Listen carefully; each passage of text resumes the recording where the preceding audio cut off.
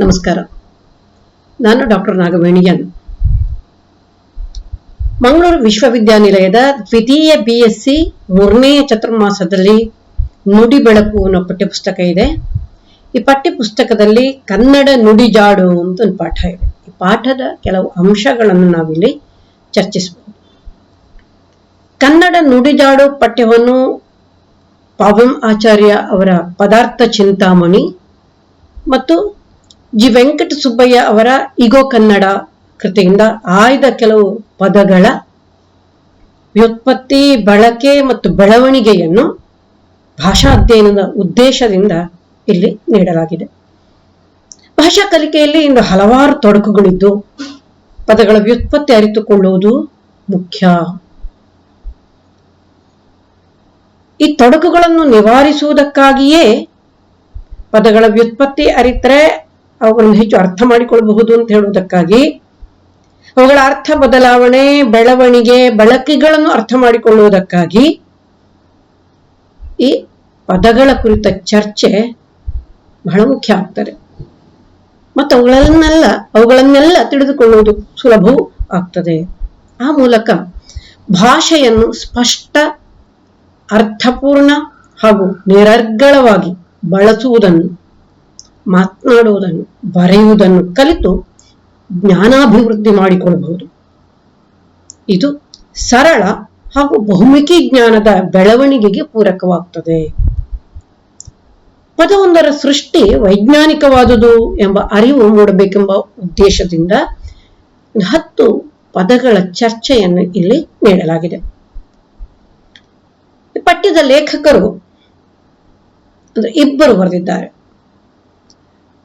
ಇಬ್ಬರ ಕೃತಿಗಳ ಕೆಲವು ಪದಗಳನ್ನು ಇಲ್ಲಿ ಆರಿಸಿ ನಾವು ಚಿಂತನೆ ನಡೆಸಿದ್ದೇವೆ. ಪಾವೆಂ ಆಚಾರ್ಯ ಅವರ ಪದಾರ್ಥ ಚಿಂತಾಮಣಿಯಿಂದ ಆರಿಸಿದ್ದು, ಪ್ರೊಫೆಸರ್ ಜಿ ವೆಂಕಟ ಸುಬ್ಬಯ್ಯ ಅವರ ಇಗೋ ಕನ್ನಡ ಸಾಮಾಜಿಕ ನಿಘಂಟಿಂದ ಆರಿಸಿದಂತಹ ಕೆಲವು ಪದಗಳು. ಪಾವೆಂ ಆಚಾರ್ಯರನ್ನು ನಾವು ಸಂಕ್ಷಿಪ್ತವಾಗಿ ಇಲ್ಲಿ ಪರಿಚಯ ಮಾಡಿಕೊಳ್ಳುವ. ಪಾವೆಂ ಆಚಾರ್ಯ ಅವರ ಪೂರ್ಣ ಹೆಸರು ಪಾಡಿಗಾರು ವೆಂಕಟರಮಣ ಆಚಾರ್ಯ. ಅವರು ಉಡುಪಿಯ ಕುಂಜಿಬೆಟ್ಟು ಅಂತ ಹೇಳುವಲ್ಲಿ 15/2/1915 ಜನಿಸಿದ್ರು. ಅವರ ಕಾವ್ಯನಾಮ ಲಾಂಗೂಲಾಚಾರ್ಯ ಅಂತ ಒಂದು, ಇನ್ನೊಂದು ಪಾವೆಂ ಆಚಾರ್ಯ. ಪಾವೆಂ ಆಚಾರ್ಯರು ವೃತ್ತಿಯಲ್ಲಿ ಪತ್ರಕರ್ತರು, ಅದರೊಟ್ಟಿಗೆ ಲೇಖಕರು, ಕವಿ, ಚಿಂತಕ ಎಲ್ಲ ಆಗಿದ್ದಾರೆ. ಬಯ್ಯ ಮಲ್ಲಿಗೆ ಅಂತ ಹೇಳುವ ಇವರ ತುಳು ಕವನ ಸಂಕಲನ ಬಹಳ ಹಿಂದೆ ಪ್ರಕಟ ಆಗಿ ಬಹಳ ಯಶಸ್ವಿಯಾಗಿ ಜನಮನದಲ್ಲಿ ಉಳಿದಿದೆ. ರಷ್ಯಾದ ರಾಜಕ್ರಾಂತಿ ಈ ಕೃತಿ ರಾಜಕೀಯ ವಿಶ್ಲೇಷಣೆಯದ್ದು. ಸುಭಾಷಿತ ಚಮತ್ಕಾರ, ಪದಾರ್ಥ ಚಿಂತಾಮಣಿ ಇವು ಪದಗಳ ಕುರಿತು ಬರೆದ ಕೃತಿಗಳು. ಇವರಿಗೆ ಗೋಯಂಕ ಪ್ರಶಸ್ತಿ ದೊರೆತಿದೆ, ಕರ್ನಾಟಕ ಸಾಹಿತ್ಯ ಅಕಾಡೆಮಿ ಪ್ರಶಸ್ತಿ ಸಿಕ್ಕಿದೆ, ರಾಜ್ಯೋತ್ಸವ ಪ್ರಶಸ್ತಿ ಕೂಡ ಸಿಕ್ಕಿದೆ. ಇನ್ನೊಬ್ಬ ಕನ್ನಡದ ಹಿರಿಯ ವಿದ್ವಾಂಸ, ಭಾಷಾ ವಿದ್ವಾಂಸ ಪ್ರೊಫೆಸರ್ ಜಿ ವೆಂಕಟ ಸುಬ್ಬಯ್ಯ ಅವರು.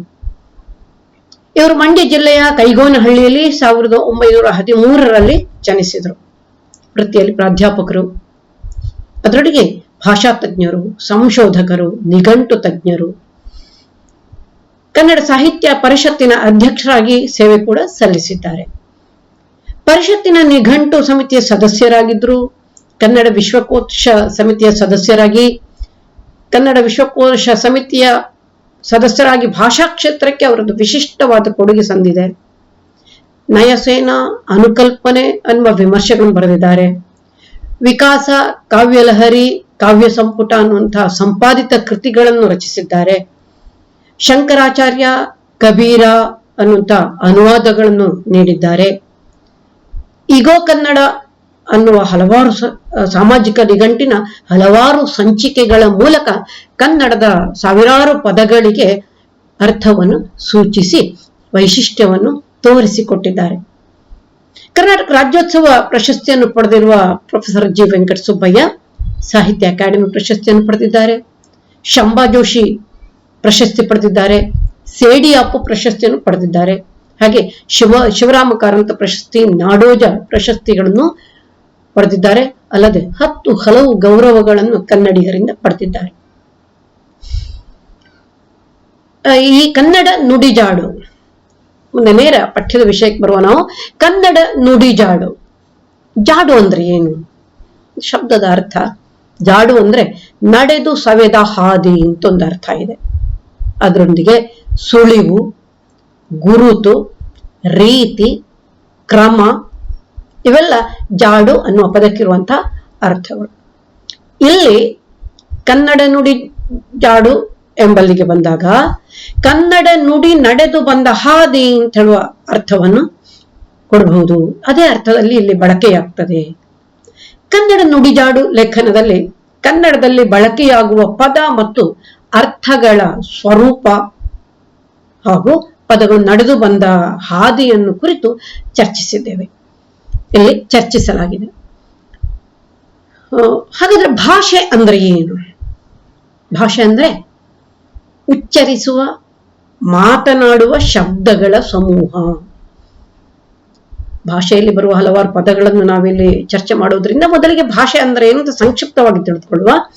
ಭಾಷೆ ಅಂದ್ರೆ ಉಚ್ಚರಿಸುವ, ಮಾತನಾಡುವ ಶಬ್ದಗಳ ಸಮೂಹ. ಇಲ್ಲಿ ಶಬ್ದ ಮತ್ತು ಅರ್ಥ ಎಂಬ 2 ವಿಧವಿದ್ದು ಸಾಂಕೇತಿಕವಾಗಿ ಮತ್ತು ಶಾಬ್ದಿಕವಾಗಿ ಬಳಕೆಯಾಗ್ತದೆ. ಸಂಕೇತಗಳಲ್ಲಿ ಮೊದಲು ಇದ್ದಂತಹ ಭಾಷೆ ಮುಂದೆ ಶಬ್ದಗಳ ರೂಪಕ್ಕೆ ಬೆಳವಣಿಗೆಯಾಗಿ ಶಬ್ದ ಅರ್ಥಗಳನ್ನು ಹೊಂದಿದ್ದು 2 ವಿಧದ ವ್ಯವಸ್ಥೆ ಹೊಂದಿದೆ. ಭಾಷೆ ಅಂದ್ರೆ ಸಂಕೇತ. ಭಾಷೆ ಅಂದ್ರೆ ಧ್ವನಿಗಳ ಸಂಕೇತ. ಭಾಷೆ ಅಂದ್ರೆ ಯಾದೃಚ್ಛಿಕ ಧ್ವನಿ ಸಂಕೇತಗಳ ವ್ಯವಸ್ಥೆ. ಭಾಷೆ ಅನ್ನೋದು ಯಾದೃಚ್ಛಿಕ ಧ್ವನಿ ಸಂಕೇತಗಳ ವ್ಯವಸ್ಥೆ ಅನ್ನುವಂಥ ವ್ಯಾಖ್ಯೆ ಇದೆ. ಅಂದ್ರೆ ಒಂದು ಭಾಷೆಯಲ್ಲಿ ಬಳಕೆಯಾಗುವ ಧ್ವನಿ ಸಂಕೇತಗಳಿಗೆ ಇನ್ನೊಂದು ಭಾಷೆಯಲ್ಲಿ ಯಾವ ಅರ್ಥವೂ ಇರಬೇಕಾಗಿಲ್ಲ. ಒಂದು ಭಾಷೆಯಲ್ಲಿ ಬಳಕೆಯಾಗುವ ಧ್ವನಿ ಸಂಕೇತಗಳಿಗೆ ಇನ್ನೊಂದು ಭಾಷೆಯಲ್ಲಿ ಯಾವ ಅರ್ಥವೂ ಇರಬೇಕಾಗಿಲ್ಲ. ಭಾಷೆಯ ಬಳಕೆಯಲ್ಲಿ ಬಳಕೆಯಾಗುವ ಧ್ವನಿ ಸಂಕೇತಗಳು ಐಚ್ಛಿಕವಾಗಿರ್ತವೆ. ಉದಾಹರಣೆಗೆ ಕನ್ನಡದಲ್ಲಿ ಒಂದು ಪದ ಇದೆ ಪುಸ್ತಕ. ಇಂಗ್ಲಿಷ್ನಲ್ಲಿ ಅದೇ ಪುಸ್ತಕವನ್ನು ಬುಕ್ ಹೇಳ್ತೇವೆ, ಹಿಂದಿಯಲ್ಲಿ ಕಿತಾಬ್ ಹೇಳ್ತೇವೆ. ಹೀಗೆ ಬೇರೆ ಬೇರೆ ಭಾಷೆಗಳಲ್ಲಿ ಬೇರೆ ಬೇರೆ ಧ್ವನಿ ಮೊತ್ತ ಇರುವುದನ್ನು ಕಾಣುತ್ತೇವೆ. ಭಾಷೆ ನಿರಂತರ ಬದಲಾವಣೆಯನ್ನು ಹೊಂದುವುದರಿಂದ ಧ್ವನಿಯಲ್ಲಿ ಬದಲಾವಣೆ ಹೊಂದುತ್ತದೆ, ಅರ್ಥದಲ್ಲಿ ಬದಲಾವಣೆಯನ್ನು ಕಾಣುತ್ತದೆ. ಬೇರೆ ಬೇರೆ ಭಾಷೆಗಳೊಂದಿಗೆ ಸಂಪರ್ಕ ಹೊಂದಿ ಶಬ್ದಗಳನ್ನು ಸ್ವೀಕರಿಸ್ತಾ ನಿರಂತರ ಬದಲಾವಣೆ ಆಗ್ತಾ ಇರ್ತದೆ. ಬೇರೆ ಬೇರೆ ಕಾರಣಗಳಿಂದ ಬದಲಾವಣೆ ಆಗ್ತದೆ. ಆಡಳಿತ, ವೈಜ್ಞಾನಿಕ ಸಂಶೋಧನೆಗಳು ಹೊಸ ಹೊಸ ಪದಗಳನ್ನು ಹುಟ್ಟು ಹಾಕುವುದಕ್ಕೆ ಕಾರಣ ಆಗ್ತವೆ. ಉಪಭಾಷೆಗಳು, ಸೋದರ ಭಾಷೆಗಳು ಪ್ರಧಾನ ಭಾಷೆಯೊಂದರ ಮೇಲೆ ಪ್ರಭಾವ ಬೀರಿ ಭಾಷಿಕ ವ್ಯತ್ಯಾಸ ಉಂಟಾಗ್ತದೆ. ಭಾಷಾಕೋಶ ನಿರಂತರ ಬದಲಾವಣೆಯಾಗ್ತದೆ ಅಂತ ಹೇಳಿದೆ. ಇದಕ್ಕೆ ಹಲವಾರು ಕಾರಣಗಳಿವೆ. ಮುಖ್ಯವಾಗಿ ಮನುಷ್ಯನ ಸೌಲಭ್ಯಾಕಾಂಕ್ಷೆ ಭಾಷೆಯ ಬದಲಾವಣೆಗೆ ಕಾರಣವಾಗ್ತದೆ. ಅದರೊಟ್ಟಿಗೆ ವ್ಯಕ್ತಿಗಳ ಪ್ರಭಾವದಿಂದ ಭಾಷೆ ಬದಲಾಗಬಹುದು. ಸಮೂಹ ಮಾಧ್ಯಮಗಳ ಬಳಸುವ ಹೊಸ ಹೊಸ ಪದಗಳ ಮೂಲಕ ಭಾಷೆಯಲ್ಲಿ ವ್ಯತ್ಯಾಸ ಬರಬಹುದು. ಇವೆಲ್ಲ ಆಂತರಿಕವಾದ ಒಂದು ಕಾರಣ ಭಾಷೆಯ ಬದಲಾವಣೆಗೆ. ಗಡಿ ಭಾಗಗಳ ಪ್ರಭಾವ, ಶಿಕ್ಷಣ, ಆಡಳಿತಗಾರರು ಇವುಗಳೆಲ್ಲ ಬಾಹ್ಯ ಕಾರಣಗಳು ಅಂತ ಅನ್ನಿಸಿಕೊಳ್ತವೆ. ಮನುಷ್ಯನ ಸೌಲಭ್ಯಾಕಾಂಕ್ಷೆಯಿಂದ ಹಲವಾರು ಪದಗಳು ಬದಲಾಗ್ತಾ ಹೋಗ್ತವೆ. ಉದಾಹರಣೆಗೆ ಹೋಗುತ್ತೇನೆ ಅಂತ ಒಂದು ಪದ ಇದೆ. ಅದು ಹೋಗ್ತೇನೆ, ಹೋತೇನೆ, ಹೋತೆ, ಎಷ್ಟು ಬದಲಾಯಿತಲ್ಲಿ. ಹೋಗುತ್ತೇನೆ ಅಂತಿದೆ, ಹೋಗ್ತೇನೆ, ಹೋತೇವೆ, ಹೋತೇನೆ, ಹೋತೆ, ಹೀಗೆ ಬದಲಾಗ್ತದೆ. ಸ್ನೇಹ ಅನ್ನೋದು ನೇಹ ಆಯಿತು. ಆಜ್ಞೆ ಅನ್ನೋದು ಆಣೆ, ಆಣೆ ಭಾಷೆ, ಆಣೆ ಮಾತು ಬಂದಾಗ ಆಣೆ. ಹೀಗೆ ಮನುಷ್ಯ ತನ್ನ ಸೌಲಭ್ಯದ ಆಕಾಂಕ್ಷೆಯಿಂದ ಪದಗಳ ಬಳಕೆಯಲ್ಲಿ ಬದಲಾವಣೆ ಮಾಡ್ತಾ ಹೋದ ಹಾಗೇನೆ ಇಡೀ ಭಾಷೆಯಲ್ಲಿ ಬದಲಾವಣೆ ಆಗ್ತದೆ. ವ್ಯಕ್ತಿಗಳ ಪ್ರಭಾವದಿಂದ ಭಾಷೆ ಬದಲಾಗ್ತದೆ. ಬೇಂದ್ರೆಯವರು ಕುರುಡು ಕಾಂಚಾಣ ಅಂತ ಒಂದು ಪದ ಬಳಸಿದ್ರು. ಇವತ್ತಿಗೂ ಕೂಡ ಕುರುಡು ಕಾಂಚಾಣ ಅನ್ನುವ ಪದವನ್ನು ಬಹಳ ಪರಿಣಾಮಕಾರಿಯಾಗಿ ಬಳಸುತ್ತೇವೆ ನಾವು. ಗಾಂಧೀಜಿ ಸತ್ಯಾಗ್ರಹ ಅಂತ ಒಂದು ಪದವನ್ನು ಬಳಸಿದ್ರು. ನಮ್ಗೊತ್ತು ಇವತ್ತು ನಡೆಯುವ ಚಳವಳಿ, ಮುಷ್ಕರ, ಅದಕ್ಕೆಲ್ಲ ಸತ್ಯಾಗ್ರಹ ಅಂತ ಹೇಳುವ ಪದವೇ ಹಿಂದೆ ಇದ್ದದ್ದು. ಸತ್ಯಕ್ಕಾಗಿ ಆಗ್ರಹಿಸುವಂಥದ್ದು. ಇವತ್ತು ಅದರ ಅರ್ಥ ಬೇರೆ ಬೇರೆ ರೀತಿಯಲ್ಲಿ ಇದೆ. ಅದೇನೇ ಇರಲಿ, ಆ ಪದ ಗಾಂಧೀಜಿಯವರು ಬಳಸಿದಂತಹ ಪದ. ಇನ್ನು ಪದಗಳ ಸ್ವೀಕರಣದಿಂದ ಭಾಷೆಯಲ್ಲಿ ಬದಲಾವಣೆಯಾಗ್ತದೆ. ಎರಡು ಬೇರೆ ಬೇರೆ ಭಾಷೆಗಳು ಪದಗಳನ್ನು ಸ್ವೀಕರಿಸುತ್ತವೆ, ಕೊಡುತ್ತವೆ. ಈ ಕೊಡುಕೊಳ್ಳುವಿಕೆ ಭಾಷಾ ಬೆಳವಣಿಗೆಗೆ ಬಹಳ ದೊಡ್ಡ ಕಾರಣವಾಗ್ತದೆ. ಕೆಲವೊಮ್ಮೆ ಭಾಷೆಯಲ್ಲಿ ಪದಗಳನ್ನು ಎರವಲಾಗಿ ಪಡೆಯುವ ಮೂಲಕ ಕೂಡ ಭಾಷೆ ಬೆಳೆಯುತ್ತದೆ. ರಾಜಕೀಯ ಕಾರಣಕ್ಕಾಗಿ, ಆಡಳಿತದ ಕಾರಣಕ್ಕಾಗಿ ಪದಗಳು ಸಾಮಾನ್ಯ ಜನಜೀವನದಲ್ಲಿ ಪ್ರವೇಶ ಪಡೆಯುತ್ತವೆ. ಪೋರ್ಚುಗೀಸರ ಆಡಳಿತದ ಅನೇಕ ಪೋರ್ಚುಗೀಸ್ ಪದಗಳು ಕನ್ನಡಕ್ಕೆ ಬಂದಿವೆ. ಪೋರ್ಚುಗೀಸರ ಆಡಳಿತದ ಕಾಲದಲ್ಲಿ ಅನೇಕ ಪೋರ್ಚುಗೀಸ್ ಪದಗಳು ಕನ್ನಡಕ್ಕೆ ಬಂದಿವೆ. ಉದಾಹರಣೆಗೆ ಪಗಾರ, ಇಸ್ತ್ರಿ, ತಂಬಾಕು, ಸಾಬೂನು ಇವೆಲ್ಲ ಪೋರ್ಚುಗೀಸ್ ಪದಗಳು. ಪಾರ್ಸಿ ಪದಗಳು ಕನ್ನಡಕ್ಕೆ ಬಂದಿವೆ. ಜವಾನ, ವಾರಿಸ್ದಾರ, ಅಮೀನ ಇವೆಲ್ಲ ಪಾರ್ಸಿ ಪದಗಳು. ಇಂಗ್ಲಿಷ್ ಪದಗಳು ನಾವಿವತ್ತು ಸಾಕಷ್ಟು ಬಳಸ್ತೇವೆ. ರೈಲ್ ಇದ್ದದ್ದು ರೈಲು, ಟ್ರೈನ್ ಇದ್ದದ್ದು ರೈಲು, ಕೋರ್ಟ್ ಇದ್ದದ್ದು ಕೋರ್ಟು, ಕಾಲೇಜ್ ಇದ್ದದ್ದು ಕಾಲೇಜು, ಬಸ್ ಇದ್ದದ್ದು ಬಸ್ಸು, ಕಾರ್ ಇದ್ದದ್ದು ಕಾರು. ಬೇಕಾದ ಹಾಗೆ ಸ್ವರದಲ್ಲಿ ವ್ಯತ್ಯಾಸ ಮಾಡ್ಕೊಂಡು ನಮ್ಮದೆಂತ ಮಾಡ್ಕೊಂಡಿದ್ದೇವೆ ನಾವು. ಈ ಸಂಸ್ಕೃತ ಪದಗಳು ನಮ್ಗೆ ಕನ್ನಡದಲ್ಲಿ ಗುರುತಿಸ್ಲಿಕ್ಕೆ ಸಾಧ್ಯವಿಲ್ಲದಷ್ಟು ಹಾಸುಹೊಕ್ಕಾಗಿ ಸಿಕ್ಕಿವೆ. ಹೀಗೆ ಬೇರೆ ಬೇರೆ ಭಾಷೆಗಳಿಂದ ಪದಗಳನ್ನು ಸ್ವೀಕರಿಸುವುದನ್ನು ಸ್ವೀಕರಣೆ ಅಂತ ಕರೆಯುತ್ತೇವೆ. ಅಂದ್ರೆ ಭಾಷಾಕೋಶದ ಬೆಳವಣಿಗೆಯಾಗುವುದು ಮತ್ತು ಅದರಲ್ಲಿರುವ ಆ ಭಾಷೆಯಲ್ಲಿರುವ ಪದಗಳನ್ನು ನಮ್ಗೆ ಅರ್ಥ ಮಾಡಿಕೊಳ್ಬೇಕಾದ್ರೆ ಅದು ಎಲ್ಲಿಂದ ಬಂತು ಅಂತ ತಿಳ್ಕೊಳ್ಬೇಕು ಅಂತಿದ್ರೆ ಇಂಥದ್ದನ್ನು ತಿಳ್ಕೊಳ್ಳೋದು ಅಗತ್ಯ ಅಂತ. ಈ ಭಾಷಾ ಸ್ವೀಕರಣೆ ಅಂತ ಕರೆಯುತ್ತೇವೆ ನಾವು. ಒಂದು ಭಾಷೆಯ ಧ್ವನಿಯನ್ನು ಇನ್ನೊಂದು ಭಾಷೆ ಸ್ವೀಕರಿಸಿದ್ರೆ ಅದನ್ನು ಧ್ವನಿ ಸ್ವೀಕರಣೆ ಅಂತ ಕರೆಯುತ್ತೇವೆ. ಶಬ್ದಗಳನ್ನು ಸ್ವೀಕರಿಸಿದಾಗ ಶಬ್ದ ಸ್ವೀಕರಣೆ ಆಗಿರ್ತದೆ.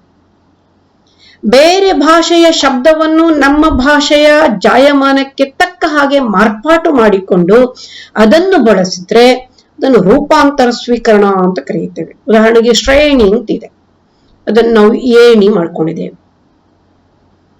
ಕಾವ್ಯ ಅಂತಿದೆ, ಕಬ್ಬ ಅಂತ ಮಾಡ್ಕೊಂಡಿದ್ದೇವೆ. ಕಾರು ಮಾಡಿದ್ದೇವೆ. ಬಸ್ಸು ಅಂತ ಮಾಡ್ಕೊಂಡಿದ್ದೇವೆ. ನೀಡುವ ಭಾಷೆಯ ಶಬ್ದವನ್ನು ಸ್ವೀಕರಿಸುವ ಭಾಷೆಯು ತನ್ನಲ್ಲಿರುವ ಸಾಮಗ್ರಿಯನ್ನು ಬಳಸಿಕೊಂಡು ಭಾಷಾಂತರ ಮಾಡ್ತದೆ. ಇದು ಭಾಷಾಂತರ ಸ್ವೀಕರಣೆ ಆಗ್ತದೆ. ಉದಾಹರಣೆಗೆ ಹಿಮಾಲಯ ಅಂತಿದೆ, ನಾವು ಅದನ್ನು ಮಂಜು ಬೆಟ್ಟ ಅಂತ ಕರೀತೇವೆ. ಬಾಳನೇತ್ರ ಅಂತ ಸಂಸ್ಕೃತ ಪದದಲ್ಲಿ ಬಾಳನೇತ್ರ ಅಂತಿದೆ, ಇದನ್ನು ನಾವು ಬಹಳ ಸುಲಭವಾಗಿ ಹಣೆಗಣ್ಣ ಅಂತ ಕರಿತೇವೆ. ಬಾಳ, ಫಾಲ, ನೇತ್ರ, ಪಾಲನೇತ್ರ, ಬಾಳನೇತ್ರ. ಫಾಲ ಅಂದ್ರೆ ಹಣೆ, ಬಾಳ ಅಂದ್ರೆ ಹಣೆ, ನೇತ್ರ ಕಣ್ಣು, ಅದಕ್ಕೆ ಹಣೆಗಣ್ಣ ಅಂತ ಕರೀತೇವೆ. ಕೋಲ್ಡ್ ವಾರ್ ಅನ್ನೋದನ್ನು ಶೀತಲ ಸಮರ ಅಂತ, ಎಕ್ಸರೆಯನ್ನು ಕ್ಷಕಿರಣ. ಹೀಗೆ ಭಾಷಾ ಬೆಳವಣಿಗೆಯಲ್ಲಿ ಇಂತಹ ಸ್ವೀಕಾರಗಳು ಸಾಮಾನ್ಯ. ಕೊಡುವ ಭಾಷೆ ಒಂದು ಕೊಳ್ಳುವ ಭಾಷೆ, ಎರಡು ಪರಸ್ಪರ ಕೊಡುಕೊಳ್ಳುವಿಕೆ ಮಾಡ್ತವೆ. ಕೊಡುವ ಭಾಷೆಯಿಂದ ಬೇಕಷ್ಟು ಪಡೆದುಕೊಳ್ತದೆ, ಬೇರೆ ಬೇರೆ ರೀತಿಯಲ್ಲಿ ಪಡೆದುಕೊಳ್ತದೆ. ಇದನ್ನು ಭಾಷಾ ಸ್ವೀಕರಣ ಅಂತ ಕರೆಯುತ್ತೇವೆ. ಕನ್ನಡ ನುಡಿಜಾಡು ಅನ್ನುವ ಈ ಪಾಠದಲ್ಲಿ ಇಂತಹ ಅನೇಕ ಪದಗಳ ಮೂಲವನ್ನು ಹುಡುಕಿ ಸ್ಪಷ್ಟಪಡಿಸುತ್ತಾ ಹೋಗ್ತಾರೆ. ಪದಗಳ ಮೂಲವನ್ನು ಈ ರೀತಿ ಹುಡುಕ್ತಾ ನಮ್ಮ ಭಾಷೆಯ ಬಗೆಗಿನ ಜ್ಞಾನವನ್ನು ಹೆಚ್ಚಿಸುತ್ತಾ ಹೋಗೋದಕ್ಕಾಗಿಯೇ ಕನ್ನಡ ನುಡಿ ಜಾಡು ಪಠ್ಯ ಬಂದಿದೆ. ನಾವು ಇದನ್ನು ಅರ್ಥ ಮಾಡಿಕೊಳ್ತಾ ನಮ್ಮ ಜ್ಞಾನವನ್ನು ಹೆಚ್ಚಿಸ್ತಾ ಹೋಗೋಣ. ಮತ್ತೆ ಮುಂದಿನ ಭಾಗದಲ್ಲಿ ಸಿಗೋಣ. ನಮಸ್ಕಾರ.